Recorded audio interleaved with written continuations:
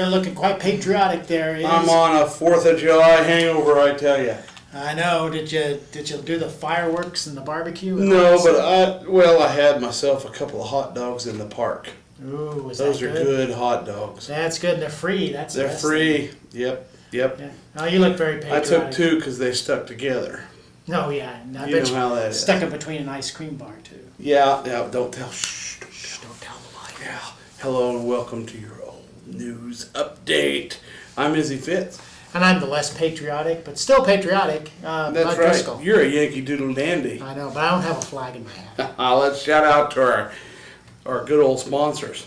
Eagle Crest Retirement Community, 1501 East Magnolia. And eagle is the national bird, so they're patriotic too. Right there, baby. Headley's, 1829 South 9th. And we know Glenn's patriotic. That's right. That's right. Probably got you, you know. He got me the hat and the That's your shirt. patriotic shirt. Yep. Red. And then there's Smoky Hill Museum at 211 West Iron. They do lots of stuff, Bob. They do lots of stuff. Lots of stuff. All right. But let's top the headlines from yesteryear. What do you say there, pal? July 13th, 1987. Let's go back 25 years. 25. That's 2 and a 5. Well, what might have been a leisurely Sunday afternoon turned into an all-day cleanup job for Salinans, recovering in the wake of an early morning storm driven by winds of up to 98 miles an hour. The storm, which struck about 3:45 a.m., wreaked havoc over nearly all of South Salina, topping utility poles, snapping tree limbs, and causing flooding in homes and businesses. The roofs of Salina's 2 shopping malls were damaged, and rain leaked into the stores and soaked merchandise.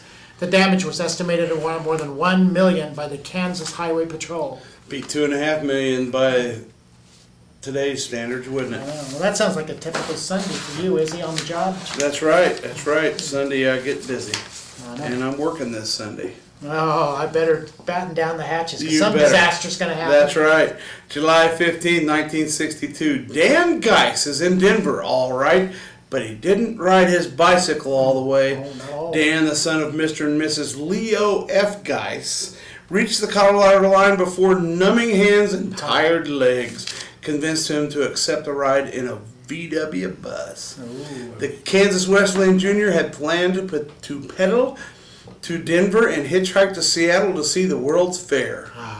Seattle. His mother said the hot Kansas winds helped change Dan's plans. Oh. And besides, she said, the people who stopped for him had a good-looking daughter along. Good-looking farmer's daughter. Yeah, good-looking gal. Well, you know, that stopped me from walking too. Yep. Who cares about Right. walking? Get a little flirtation I going. know. Wonder what happened to them. Wonder if they all were hooked up. You never know. I don't know. July 15th, 1937. Go back 75 years. Tears flowed freely at Santa Fe and Iron shortly after 6:30 o'clock Wednesday evening. It was a very sad occasion. It was a sad one. An unexpected gas bombardment at the Farmers National Bank explained the situation. Somebody had gas at the bank? I know. Well, they must have a bean special. A bean special. Albert Neichberg, Neichberg. custodian at the bank, touched off the tear gas system while sweeping. That's sweeping, not sleeping. Yeah. He explained while tears streamed down his cheeks and his eyelids grew inflamed from the gas. Poor fella. Poor fella. You get all emotional just reading that, don't you? I do. Don't you? Well, July 11th, 1912, Mrs. Margaret Ryan was declared not crazy by a commission in probate court yesterday when a hearing was held to determine her condition.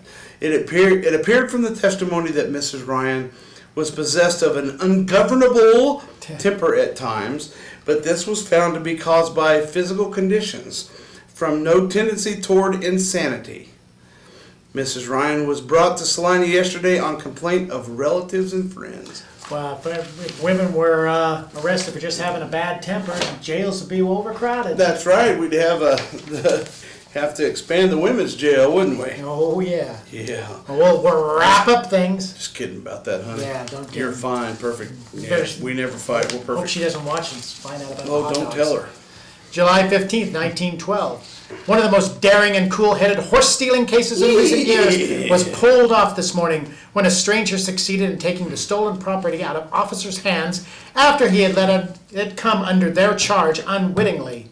You see, The 2 horses were stolen from the George Constable farm north of town last night. The Constable farm. Constable farm. And the thief then bravely led them into town and tied them to a hitching rack. Oh. They were found by Officer Thompson about 3 o'clock this morning, and not knowing they were stolen, took them to the Barrington livery barn for the rest of the night.